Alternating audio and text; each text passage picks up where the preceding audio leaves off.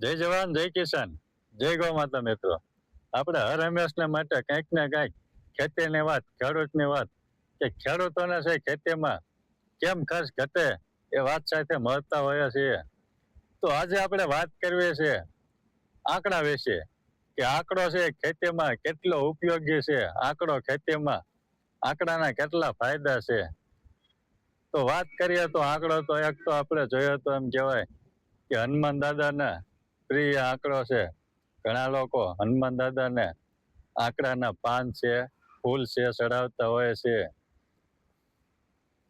તો આજે આપણે વાત કરવી છે કે આંકડો ખેતીમાં કેટલો ઉપયોગી છે. તો આપણે જોયો તો એમ કહેવાય કે લોકોમાં પણ આંકડો છે. ઘણા લોકો ઔષધિ રૂપે પણ આંકડાનો ઉપયોગ કરતા હોય છે. આપણે વાત કરીએ તો આંકડો છે, ઘણા લોકોને હાંધાના દુખાવા હોય તો આંકડાના પાન છે હાંધા માટે એમ કહેવાય કે બહુ જ ઉપયોગી છે. તો આપણને હાંધાના દુખાવા હોય તો ત્યાં આપણે આંકડાના પાન છે ગરમ કરી બાંધીએ તો એમાં છે દુખાવામાં ઘણી બધી રાહત થતી હોય છે. ઘણા લોકો આંકડાના ફૂલનો ઉપયોગ કરતા હોય છે.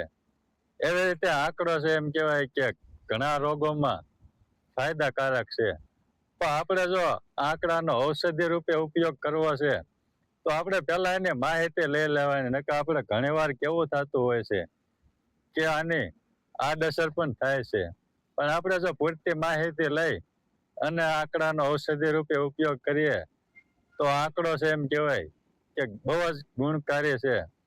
આ આંકડો છે એમ કહેવાય કે ઘણા બધા રોગમાં એમ કહેવાય કે ફાયદાકારક છે. તો આપણે વાત કરવી છે કે આંકડો છે ખેતીમાં કેટલો ઉપયોગી છે.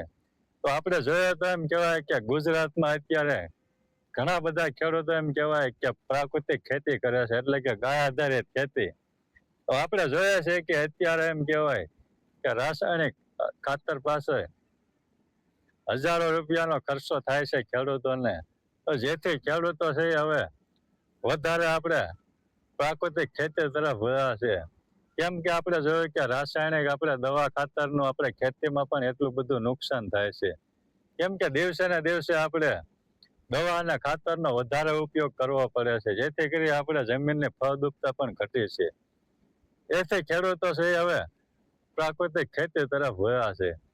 તો આપણે વાત કરીએ તો પ્રાકૃતિક ખેતી કરતા ખેડૂતો છે આંકડાનો બહુ જ ઉપયોગ કરે છે.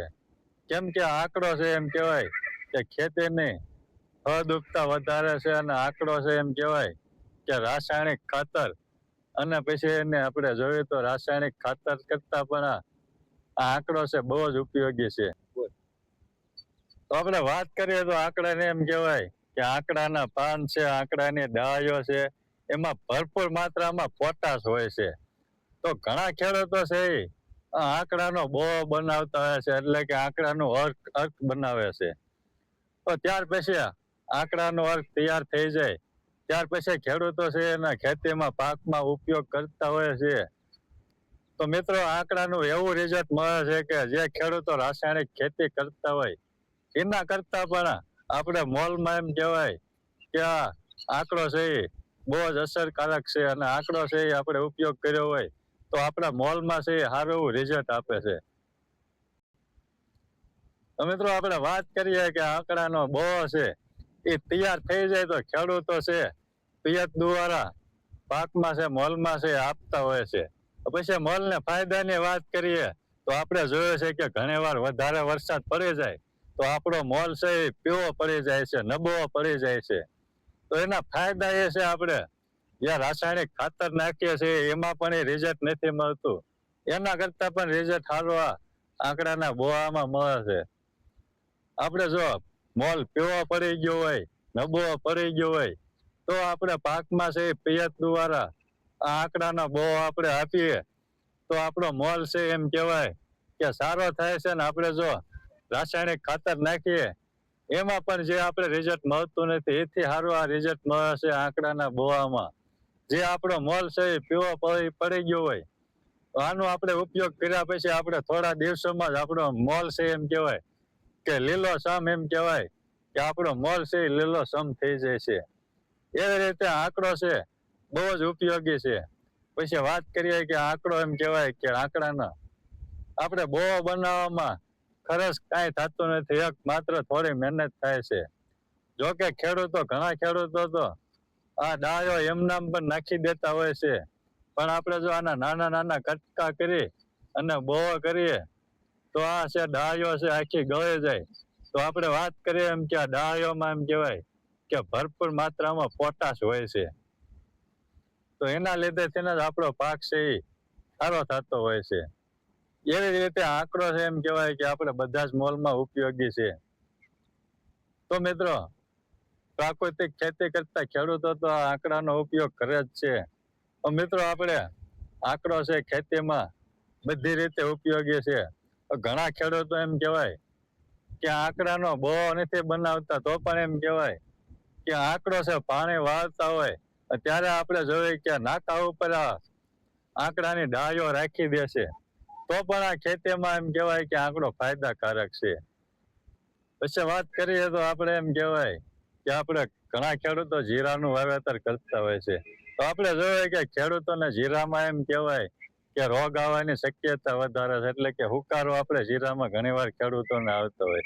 તો ઘણા ખેડૂતોને એવું કેવું છે કે આપણે જીરામાં છે આ આંકડાનું આપણે માત્ર શું કરવાનું છે, આપણે હુકારો આવતો હોય જીરામાં, તો તેમાં છે ઘણા ખેડૂતો એવું કરે છે કે આંકડાની ડાળીઓ છે 1-2 ફૂટની લઈ અને પાયો છે શેઢા માથે છે આપણે જોઈએ તો 5-10 ફૂટના અંતરે આ ડાળીઓ છે એ શેઢા માથે ખોડી દેશે. એટલે આપણે જોઈએ તો એમ કહેવાય કે હુકારામાં નિયંત્રણ આવી જાય છે. તો મિત્રો, આંકડો પણ જીરામાં પણ એમ કહેવાય કે સારું એવું રિઝલ્ટ આવે છે. માત્ર ખાલી એમ કહેવાય કે પાયે આંકડાની ડાળીઓ છે એ ખોડી દેવાથી પણ જીરામાં ઘણો બધો હુકારો રોકાઈ જાય છે. તો મિત્રો, એવી રીતે આંકડો આપણે બધાય પાકમાં જ ઉપયોગી છે. આંકડો એમ કહેવાય કે આંકડો છે આપણે આંકડાનો ખેતીમાં ઉપયોગ કરીએ તો આપણે જોઈએ કે લાખો રૂપિયાના ખર્ચામાંથી આપણે બચીએ છીએ. આપણે જોઈએ કે રાસાયણિક ખાતર પાસે આપણે લાખો રૂપિયાનો ખર્ચો કરીએ છીએ. તો એક આ મફતમાં આપણે આંકડો છે આપણે ખેતીની ફળદ્રુપતા સાથે સાથે વધારે છે. તો એ જ રીતે આંકડો આપણે ખેતીમાં બહુ જ ઉપયોગી છે. હું તો દરેક ખેડૂતોને કહીશ, ભલે આપણે રાસાયણિક ખેતી કરતા હોય તો પણ સાથે સાથે છે આપણે આંકડાનો બહુ બનાવી અને પિયત દ્વારા આપીએ તો પણ આપણે ખેતરમાં છે ખાતર ઓછું જોવે છે. તો મિત્રો, આ હતી આપણે આંકડાની માહિતી કે આપણે બને તેમ આપણે પ્રાકૃતિક ખેતી કરીએ તો આપણે ખોટા ખર્ચામાંથી બચીએ છીએ. તો મિત્રો, આપણે હર હંમેશના માટે આપણે પ્રાકૃતિક ખેતીની વાત કરતા હોઈએ છીએ, જેથી આપણે જોવે કે આપણે પ્રાકૃતિક ખેતી કરવી હોય તો ગાય માતાની જરૂર પડે છે. કેમ કે પ્રાકૃતિક ખેતી છે એ ગાય આધારિત ખેતી છે. તો આપણે પ્રાકૃતિક ખેતી કરવી હોય તો ગાયની જરૂર પડે છે. તો મિત્રો, આપણે પ્રાકૃતિક ખેતી કરીએ તો એક તો આપણે ગાય માતાનું પણ પાલન થાય, જેથી આપણે ગાય માતાનું પાલન કરતા હોય તો એમ કહેવાય કે આપણા માટે પણ સારું છે. તો મિત્રો, આપણે હર હંમેશના માટે ખેતીને કંઈક ને કંઈક નવી વાત સાથે મળતા હોઈએ છીએ કે ખેડૂતોને છે ખેતીમાં કેમ ખર્ચ ઘટે. તો આજના વિડીયોમાં બસ આટલું જ. મળીશું નવા વિડીયોમાં નવી માહિતી સાથે. જય જવાન, જય કિસાન, જય ગૌ માતા.